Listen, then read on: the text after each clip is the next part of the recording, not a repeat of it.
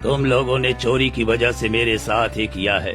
मैं तुझे श्राप देता हूँ कि तुम्हारे गांव में चोरी चलती रहेगी और ये चोरी कभी नहीं रुकेगा। ऐसी चोरी होगी कि किसी को कभी चोर नहीं दिखेगा। जैसा तुमने मुझे अपमानित करके 4 दिनों से बांध कर रखा है, मैं भूख प्यास से तड़प रहा हूँ, इसी तरह तुम भी तड़पोगे और यही मेरा श्राप है। किसी तरह रात हुई। साधु बिना पानी और खाने के तड़प रहे थे और तड़प तड़प कर अपना प्राण वहीं त्याग देते हैं।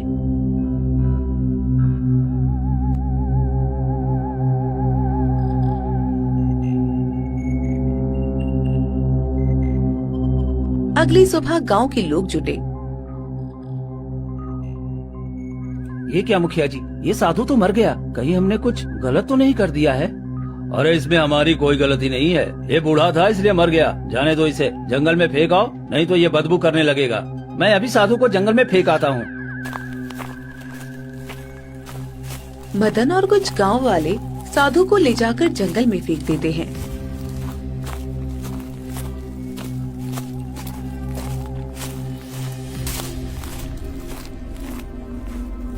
कुछ दिन बीतते हैं और अचानक एक गांव वाला फूट फूट कर रोने लगता है।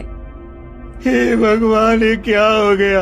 मेरे घर के सारे जेवर गायब हो गए और मेरी पत्नी ने आत्महत्या कर ली। ये तुम क्या कह रहे हो? भला हमारे गांव में तो चोरी रुक गई थी, फिर चोरी कहाँ से हो गई? पता नहीं, हम सब खाना खा ही रहे थे कि अचानक मेरी पत्नी उठी अलमीरे से कपड़ा निकालने और देखा कि सारा जेवर गायब है। वो इतना महंगा जेवर था कि उसे देखकर मेरी पत्नी को हार्ट अटैक आ गया और वो इस दुनिया से चली गई। अरे मैं तो लुट गया, बर्बाद हो गया, मैं कहीं का नहीं रहा। और सबसे बड़ी बात कि कोई चोर भी नजर नहीं आया। ये कैसे हो सकता है? भला ये चोरी, वो भी आंखों के सामने, बिना किसी के होने से? ये तो सच में बड़ी घटना है। हमें अब पूरी रात पहरेदारी करनी पड़ेगी, तभी हम इस चोरी को रोक सकते हैं। फिर उस रात पूरे गांव वाले जाकर पहरेदारी करते हैं।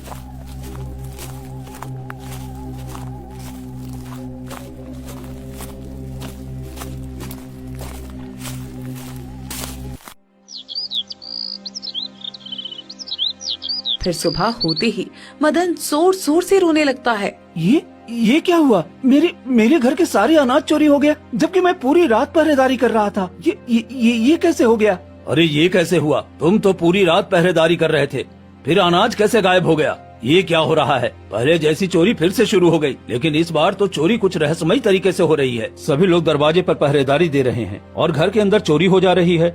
अरे मुखिया जी, मैं तो लूट गया, बर्बाद हो गया। मेरे सारे कपड़े चोरी हो गए, घर में एक भी कपड़ा नहीं बचा। ये क्या हो रहा है? अब तो अनाज के साथ साथ कपड़े भी चोरी होने लगे हैं। ये क्या, तुम्हारे घर से भी कपड़े चोरी हो गए? ये कैसे हो सकता है? ये चोरी रुकने के बजाय और क्यों बढ़ रही है? तभी मुखिया की पत्नी हेमलता भागते हुए आती है। अरे जी, आप यहाँ हैं? हमारे घर की सारी तिजोरी खाली है, अनाज की बोरियां एक भी नहीं है और ऊपर से सारे गहने भी गायब हैं। ये क्या हो रहा है? हम तो बर्बाद हो गए हैं जी। ये तुम क्या कह रही हो हेमलता? ये तो बहुत बुरा है। हमारे गांव में एक साथ इतनी चोरी कैसे हो सकती है? मुखिया जी, कुछ कीजिए ना। ये तो सच में परेशानी वाली बात है। एक दिन में इतनी सारी चोरी कैसे हो गई? मदन, कुछ ठीक नहीं लग रहा है मुझे। अब हम लोगों को दिन रात जाकर पहरा देना होगा। ठीक है, तो आज से पूरे गांव में कोई नहीं सोएगा, सब अपने अपने सामान की पहरेदारी करेगा। फिर पूरे गांव वाले डर के मारे दिन रात जाकर पहरेदारी करते हैं, लेकिन चोरी लगातार बढ़ती ही जाती है और दिन दहाड़े भी चोरी होने लगती है। इसी तरह कई दिन बीत जाते हैं, मगर चोरी रुकने का नाम ही नहीं ले रही थी। हे भगवान, अब मैं क्या करूं? हमारे गांव की स्थिति तो बहुत बिगड़ गई है। 1 महीने के अंदर ही खाने के लिए एक भी अनाज नहीं बचा पूरे गांव में और सभी बच्चे भूखे प्यासे हैं। मैं क्या करूं? मैं गांव का मुखिया होकर भी किसी के लिए कुछ नहीं कर पा रहा हूं। मुखिया जी, मुझे तो लगता है कहीं वो साधु महाराज का दिया हुआ श्राप ही तो नहीं लग रहा है। अब हम क्या करें? कुछ समझ में नहीं आ रहा। सभी परेशान रहते हैं और कुछ दिन बीतते हैं और गांव की चोरी लगातार बढ़ती जाती है। एक दिन मदन और मुखिया चौपाल पर बैठकर पहरेदारी कर रहे थे। तभी एक गाय भागती हुई गांव में आती है। अरे ये गाय हमने तो पहले कभी नहीं देखा। ये हमारे गांव में क्या कर रही है? जरूर कोई बात है जो ये हमें बताना चाहती है। भला एक गाय कैसे बोल सकती है मुखिया जी? मैं बोल सकती हूँ। मैं कोई साधारण गाय नहीं हूँ। मैं अपने गुरु को ढूंढ रही हूँ। कई दिनों से उन्हें ढूंढ रही हूँ, पर वो मुझे कहीं मिल ही नहीं रहे। तुम्हारा गुरु? गाय का भी भला कोई गुरु होता है? कौन है तुम्हारा गुरु, बताओ तो। मेरे गुरु एक साधु महाराज थे जो बहुत दिनों के बाद तपस्या से लौटे थे। उन्होंने कहा था कि वो खाने का इंतजाम करने जाएंगे, पर अभी तक वो वापस नहीं आए। मैं उनकी प्रतीक्षा करते करते थक गई, तो अब मैं उन्हें ढूंढने निकली हूँ। सब जगह ढूंढा पर वो कहीं नहीं मिले। अब मैं तुम्हारे गांव में आई हूँ। क्या आपने किसी साधु महाराज को देखा है जो बहुत बूढ़े होंगे और तपस्या करके लौटे हैं? ये क्या? हमने तो उनके साथ बहुत बड़ा अन्याय कर दिया। ये हम सबसे क्या हो गया? हमने तो बहुत बड़ा पाप कर दिया मदन। क्या हुआ? आप लोग इतने परेशान क्यों हैं? हम सबको माफ कर दो। हमने गुरु महाराज को चोर समझकर उन्हें पेड़ से बांध दिया और वो कई दिनों तक हम सबसे विनती करते रहे, पर हमने उनकी बातों पर विश्वास नहीं किया और वो वहीं पर दम तोड़ दिए। हमने उन्हें गांव के बाहर मिट्टी के नीचे दफन कर दिया और उनका दिया हुआ श्राप हमारे गांव पर लग गया और आए दिन चोरी लगातार बढ़ती जा रही है। हमसे बड़ी गलती हो गई, हमें माफ कर दो। तुम लोगों ने ये क्या कर दिया? इतना बड़ा पाप किया तुम लोगों ने। मेरे गुरु को जान से मार दिया। मैं तुम लोगों को कभी माफ नहीं करूंगी। हम सब अपनी गलती की सजा भुगत रहे हैं। बस किसी तरह बता दो, ये श्राप हमारे गांव से कैसे हटेगा? देखो, सभी भूखे प्यासे तरस रहे हैं। एक दाना तक घर में नहीं है। हम लोग कई जगह भटक रहे हैं। मैं ये रास्ता नहीं बता सकती। मेरे गुरु ही बता सकते हैं कि उनका श्राप कैसे टूटेगा। पर वो तो अब इस दुनिया में नहीं है, वो कैसे बताएंगे? तुम सबको उनके कब्र के पास जाकर माफी मांगनी होगी, फिर वो कोई रास्ता बताएंगे। लेकिन हमने तो उन्हें जंगल में फेंकवा दिया था। हमें क्षमा करना साधु महाराज। हम सब जरूर जाएंगे माफी मांगने के लिए। फिर सभी मिलकर साधु महाराज को जहाँ फेंका था वहीं पर जाते हैं।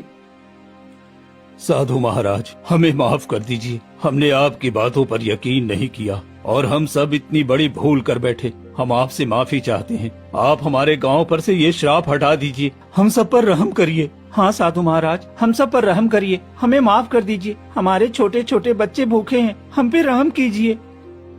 तभी एक रहस्यमय आवाज आती है। तुम सबने चोरी के लिए हद पार की है। तुम सबको इसी श्राप से जूझना पड़ेगा। चोरी किसी और ने किया और तुमने मुझ जैसे बेगुनाह को मौत की सजा दी। गुरुदेव, आप इन सबको माफ कर दीजिए। इन सब ने बहुत गलत किया है, लेकिन गांव में बहुत सारे भूखे बच्चे हैं जो भूख से रो रहे हैं। मैं उन्हें देखकर आई हूँ। आप अपना श्राप इनसे हटा लीजिए। ठीक है, मैं श्राप नहीं हटा सकता, लेकिन इसके लिए तुम्हें मानसरोवर झील का पवित्र जल लेकर अपने गांव पर छिड़कना होगा, तभी ये श्राप टूटेगा। जी साधु महाराज, मैं वो मानसरोवर झील का पानी अवश्य लेकर आऊंगा और हम सब ने जो गलती की है उसका प्रायश्चित भी करेंगे। नहीं, तुम ये नहीं ला सकते। पहली बार मुझ पर शक मदन ने किया था और मेरे साथ बुरा व्यवहार किया, इसलिए परीक्षा उसी को देनी होगी। और ध्यान रहे, रास्ते में कुछ भी आए उसमें उसे फंसना नहीं है और वो जल लेकर ही आना है। मैं वादा करता हूँ साधु महाराज, मैं जल लेकर जरूर आऊंगा। इतना कहकर मदन घने जंगलों की तरफ निकल पड़ता है और कुछ ही दूर जाने के बाद उसे ढेर सारा खजाना दिखता है। अरे, ये तो खजाने का ढेर है। अगर इसे ले लूं तो पूरे गांव की गरीबी दूर हो जाएगी और जितना चोरी हुआ है वो सब वापस भी आ जाएगा। मुझे ले लो तो तुम्हारी सारी तकलीफें और पूरे गांव की तकलीफ दूर हो जाएगी। फिर मदन 2 कदम आगे बढ़ता है और रुक जाता है। अरे, मैं ये क्या कर रहा हूँ? नहीं, मैं ऐसा नहीं कर सकता। हमारे गांव पर श्राप लगा है। अगर मैं ये ले गया तो शायद ये खजाना भी चोरी हो जाएगा। नहीं, मुझे आगे बढ़ना चाहिए। तभी खजाना मिट्टी के ढेर में बदल जाता है। अरे, ये क्या? ये तो भ्रमजाल था। हाँ, बाल बाल बच गया मैं। थोड़ी दूर जाने के बाद ही मदन मानसरोवर झील के पास पहुंच जाता है। तो यही मानसरोवर है। मुझे जल्दी से जल लेकर वहाँ लौटना चाहिए। जैसे ही मदन जल लेने झुकता है, तभी एक रहस्यमय आवाज आती है। तुम ऐसे जल नहीं ले सकते। अगर तुम्हें जल चाहिए तो मेरे प्रश्नों के सही सही उत्तर दो, तभी मैं तुम्हें ये झील का जल दूंगा। ठीक है, मैं तुम्हारे प्रश्नों के उत्तर देने के लिए तैयार हूँ। बताओ, मैं अंधेरे को भगाऊं, घर आंगन सजाऊं बिना हाथ पैर के हर कोना रोशन कर दूं। मैं कौन हूँ? मदन सोचता है, फिर बोलता है। झील महाराज, इसका उत्तर है उजाला। उजाला एक ऐसी चीज है जो बिना हाथ पैर के कोने कोने रोशनी देती है। तुमने बिल्कुल सही जवाब दिया। अब जल ले जा सकते हो। फिर मदन जल्दी से मानसरोवर झील का जल ले आता है और गांव की तरफ निकल पड़ता है और कुछ ही देर में मुखिया के पास जाता है। तुमने बहुत अच्छा काम किया है मदन। अब जल्दी से इस जल को हमारे पूरे गांव पर छिड़क दो ताकि ये श्राप खत्म हो जाए। मदन गांव में पवित्र जल छिड़कता है। तभी तेज रोशनी फैलती है और पूरे गांव में चोरी किया हुआ सामान वापस आ जाता है। ये क्या, हमारे घर में फिर से अनाज भर गया।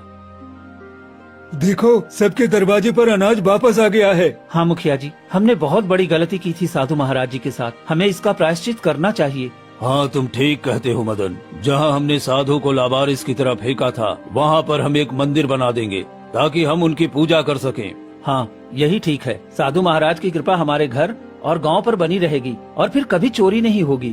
ठीक है, कुछ ही दिनों में हम वहाँ एक मंदिर बना देंगे। और उस दिन के बाद से गांव में चोरी होना बंद हो जाता है और मुखिया और गांव वाले मिलकर साधु महाराज के लिए एक खूब सुंदर सा मंदिर बना देते हैं और सुबह शाम वहां दीपक जलाकर साधु महाराज की पूजा करने लगते हैं। और इस तरह पूरा गांव खुशी पूर्वक रहने लगता है।